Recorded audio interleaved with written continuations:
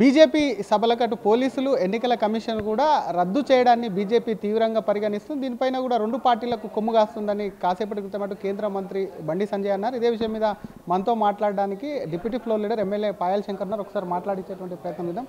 Sir, పోలీసులు అంటే రాష్ట్ర ప్రభుత్వ ఆధ్వర్యంలో పనిచేస్తారు, ఎన్నికల కమిషన్ అంటే కొంత కేంద్ర ప్రభుత్వ ఆధీనంలో ఉంటుంది. కాంగ్రెస్ ఎప్పుడు దానిపైన కూడా విమర్శలు చేస్తుంటే అటువంటి దాని మీద విమర్శలు చేయడం అనేది కూడా కరెక్టే అంటారా? మీరు దాన్ని సమర్థించుకుంటున్నారా? అంటే ఎన్నికల కమిషన్ మీద విమర్శలు చేయాలంటే కొంత బాధ అనిపిస్తుంది. కానీ ఈ రాష్ట్రంలో జూబ్లీహిల్స్ ఉప ఎన్నిక జరుగుతున్నటువంటి సందర్భంలో కొందరు అధికారులు, ఎన్నికల కమిషన్ ఆధీనంలో ఉన్నటువంటి ఎన్నికల సందర్భంలో కొందరు అధికారులు ఈ రాష్ట్ర ప్రభుత్వం చెప్పు చేతల్లో పనిచేస్తున్నట్టు మాకు అనుమానం వస్తూ ఉంది.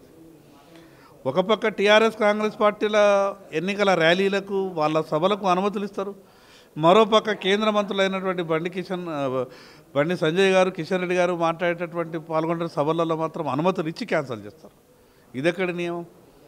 మీరు నిజంగా ఎన్నికల కమిషన్ అందరికీ సమానంగా, అన్ని రాజకీయ పార్టీలకు సమానంగా చూడాలన్నటువంటి ఎన్నికల కమిషన్, కానీ ఇక్కడ ఈ రాష్ట్ర ప్రభుత్వ అధికారులు కావాలని ఆ రెండు రాజకీయ పార్టీలకు అవకాశాలు ఇస్తూ భారతీయ జనతా పార్టీ పర్మిషన్లు మాత్రం రద్దు చేసేటటువంటి ప్రక్రియ చేస్తూ ఉన్నారు.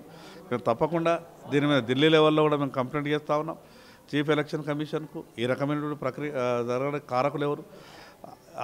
ఇప్పుడు పర్మిషన్ ఇచ్చిన తర్వాత రద్దు కేవలం నిమిషాలలో.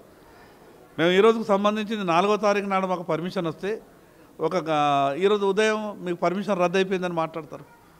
అందుకు పూర్తిగా ఈరోజు కాంగ్రెస్, టీఆర్ఎస్ ఆ రెండు పార్టీలు కూడా కలిసి ఈ రాష్ట్రంలో రాజకీయాలు చేసే ప్రయత్నం చేస్తూ ఉన్నాయి.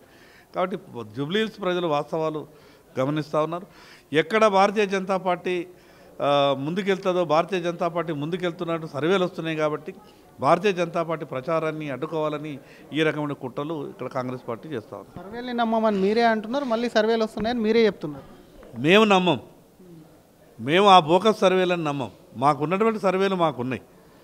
ఆ సమాచారం భారతీయ జనతా పార్టీ రోజు రోజుకు పెరుగుతూ ఉన్నది. కాబట్టి దాన్ని అడ్డుకోవాలన్నటువంటి ఆలోచనతోనే ఈరోజు ఇచ్చినటువంటి అనుమతులను కూడా రద్దు చేసే ప్రయత్నం చేస్తూ ఉంది. సార్, ఒకటి క్లారిటీ ఇవ్వండి. బీఆర్ఎస్ ఏమో బీజేపీ, కాంగ్రెస్ ఒకటి, ఇక్కడ ఉన్నటువంటి కేంద్ర మంత్రులు కిషన్ రెడ్డి, రేవంత్ రెడ్డితో కలిసిండి అంటున్నాడు. మరొక పక్క బీజేపీ ఏమో వాళ్ళిద్దరు కలిశారు, ఎందుకంటే కేటీఆర్, రేవంత్ అంటున్నారు. ఇంతకీ ప్రజలు కొంత గందరగోళంలో ఉన్నారు. ఎవరితో కలిశారు, కలిసే ఈ పార్టీలు పనిచేస్తున్నాయని జూబ్లీహిల్స్ ప్రజలు కానీ తెలంగాణ ప్రజలు కొంత అయోమయంలో ఉన్నారు. ఏ పార్టీ ఎవరితో అంటగాకుతుంది, ఇందులో నిజంగానే వాస్తవాలు ఉన్నాయంటే ఆరోపణలు మాత్రమే అనుకుంటున్నారా? మీరు ఒక డిప్యూటీ ఫ్లోర్ లీడర్ చెప్పండి. కాంగ్రెస్, టీఆర్ఎస్ కలిసిపోయింది, ఏమాత్రం అనుమానం లేదు. దానికి ఆధారాలు నేను చెప్తా.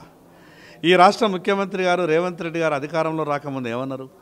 గత 10 ఏళ్ళు తెలంగాణ రాష్ట్రాన్ని దోచుకున్నటువంటి టీఆర్ఎస్ పార్టీని లక్షల కోట్ల రూపాయలు దోచుకున్న అవినీతి సొమ్మంతా కూడా హవాలా ద్వారా విదేశాలకు తరలింది. అది తీసుకొచ్చి సంక్షేమ పథకాలు అమలు చేస్తామన్నారు. ఏమైనాయి? 2 ఏళ్ళు అయిపోయింది కదా కాంగ్రెస్ పార్టీ రాష్ట్రంలో అధికారంలోకి వచ్చి. ఏ ఒక్క టీఆర్ఎస్ పార్టీ నేత నన్ను అరెస్ట్ చేసిండ్రా? ఏ ఒక్క కేసు అన్న ఎంక్వైరీ జరిగిందా? ఏమైపోయింది? Phone tapping ఎటువైపోయింది? కాళేశ్వరం పూర్తిగా దాని మీద విచారణ అడిగినరా? కేవలం ఒక మేడిగడ్డ అన్నారం మీద, ఆ యొక్క బ్యారేజ్ మీద విచారణ అడిగిన తప్పితే ఈ రకంగా అనేక విషయాలలో కాంగ్రెస్, టీఆర్ఎస్ కలిసిపోయినటువంటి ఉదాహరణలు ఉన్నాయి. కాబట్టి గతంలో చరిత్ర కూడా ఉన్నది. కాంగ్రెస్, టీఆర్ఎస్ పార్టీ కలిసి 2004 ఎన్నికల్లో కలిసి పోటీ కూడా చేసింది. అధికారాన్ని కలిసి పంచుకున్నారు. కాబట్టి ఇక్కడ ఉన్నటువంటి తెలంగాణ రాష్ట్రంలో ఉన్నటువంటి పిల్ల కాంగ్రెస్కు ఒక శారాన్ని అప్పగిస్తున్నారు, తల్లి కాంగ్రెస్కు భారాన ఢిల్లీలో అప్పగిస్తున్నారు. టీఆర్ఎస్ పార్టీ పబ్బం గడుపుకుంటున్నారు.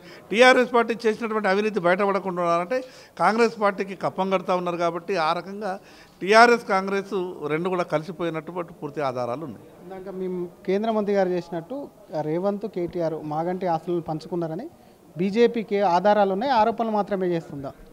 ఇప్పుడు మీడియాలో ఒక తల్లి, మాగంటి గోపీనాథ్ గారి తల్లి మీడియాలో మాట్లాడుతూ ఉన్నది. నా కొడుకు అయినటువంటి మాగంటి గోపీనాథ్ను ఆసుపత్రిలో చూడడానికి కూడా అనుమతి ఇవ్వలేదు. కన్న తల్లి నాకేందుకు ఈ పరిస్థితి? నాకు అనుమానాలు వస్తూ ఉన్నాయి. నా కొడుకు ఆస్తిపాస్తులు టీఆర్ఎస్, కాంగ్రెస్ నాయకుల పేర్ల మీద బదలాయింపులు జరిగినని నాకు సమాచారం వస్తూ ఉన్నదని తల్లి మాట్లాడుతుంది. దాని మీద నిజంగా కాంగ్రెస్, టీఆర్ఎస్కు ఏమాత్రం సంబంధం లేకుంటే, నిజంగా టీఆర్ఎస్ పార్టీతో కాంగ్రెస్ పార్టీ పోరాటం చేస్తున్నట్టు, పోటీ పడుతున్నట్టుగా అనుకుంటే ఈరోజు రేవంత్ రెడ్డి గారి సర్కారు విచారణ చేపట్టాలి కదా, ఎందుకు ఎంక్వైరీ చేయించలేదు? కనీసం మాగంటి గోపీనాథ్ గారి కొడుకు అయినటువంటి ఆయన వచ్చి ఆయన మాట్లాడితే నన్ను స్వయానా కేటీఆరే భయపెట్టిండు, నువ్వు అంత్యక్రియలకు నువ్వు రావద్దని భయపెట్టిండని వీళ్ళ కొడుకు కామెంట్ చేస్తూ ఉన్నాడు, స్టేట్మెంట్ ఇస్తూ ఉన్నాడు. ఎందుకు దాని మీద సుమోటోగా ప్రభుత్వం ఎంక్వైరీ చేస్తలేదు? అందుకే ఏది కూడా టీఆర్ఎస్కు నష్టం జరిగేటటువంటి ఏ విషయాలను కూడా కాంగ్రెస్ పార్టీ చేస్తలేదు. కాబట్టి టీఆర్ఎస్ కాంగ్రెస్ కలిసి ఈ యొక్క నాటకం ఆడుతున్నట్టు ప్రజలు అర్థం చేసుకున్నారు. చివరిగా నిన్న నిర్వహించినట్టు సభకు సంబంధించి అనుమతి ఇవ్వకపోయినా నిన్న కూడా మీరు ఎట్టి పరిస్థితులు నిర్వహిస్తామని చెప్పారు. ఈరోజు అట్లాంటిది ఏమన్నా జరగనుందా? ఈరోజు జరిగేటువంటి సభ కార్నర్ మీటింగ్ కానీ ర్యాలీకి సంబంధించి తప్పకుండా ప్రజల ఆగ్రహానికి ఎవరు కూడా గురి కావద్దు. మేము ప్రజల దగ్గరికి వెళ్తున్నాం ఓటు అడగడానికి. ప్రజాస్వామ్యయుతంగా ప్రజాస్వామ్యబద్ధంగా ప్రజల దగ్గరికి వెళ్ళి ఓటు అడిగేటటువంటి హక్కు రాజకీయ పార్టీకి ఉన్నది. ఆ హక్కును కాలరాయడానికి ఎన్నికల కమిషన్ ఆధీనంలో పనిచేస్తున్నటువంటి అధికారులకు ఎవరు ఇచ్చిండ్రు ఈ అధికారం? అందుకు ఖచ్చితంగా మేము అనుమతి తీసుకున్నాం. మాకు అనుమతి ఖచ్చితంగా అది ఉండాల్సిందే. ఈ ఎన్నికల ప్రక్రియలో ప్రచారంలో ఇక్కడ ఉన్నటువంటి కాంగ్రెస్ పార్టీ కాంగ్రెస్ ప్రభుత్వం ఆధీనంలో పనిచేస్తుండే కొందరు అధికారులు కుట్రలు చేసే ప్రయత్నం చేస్తూ ఉన్నారు. వాళ్ళ కుట్రల్ని ఛేదిస్తాం, ప్రజలకు వాస్తవాలు చెప్తాం, జూబ్లీహిల్స్ ఉప ఎన్నిక గెలుస్తాం.